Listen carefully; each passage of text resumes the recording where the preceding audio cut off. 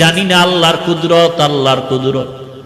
একটা যুবক ছেলে আইসা আসরের নামাজের সময় নামাজ পড়ে, আমি মাদ্রাসার বাউন্ডারির পাশে বসে আছি, মোলাকাত করলো। আমার এক বন্ধু নিয়ে আসলো, বলে হুজুর এই যুবক আপনার পাগল। বলে হুজুর আমি 16টা বছর ঢাকার বারান্দায় বারান্দায় কাজ করছি আর ঘুমাইছি, কত কষ্ট করেছি। আল্লাহ তাআলা এই দিনের পথে আনছে, আমি আপনাকে দেখার বড় পাগল। 2000 সাল থেকে আল্লাহ আমাকে হেদায়েতের পথে আনছে বয়ানের মাধ্যমে।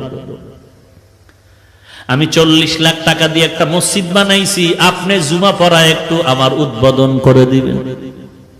কথায় কথায় বলে হুজুর এই বাউন্ডারি কিসের? আমি বললাম এটা একটা মাদ্রাসা হচ্ছে। এত কম জায়গা কেন? আমি বললাম পুরাটাই ছিল, টাকা নাই।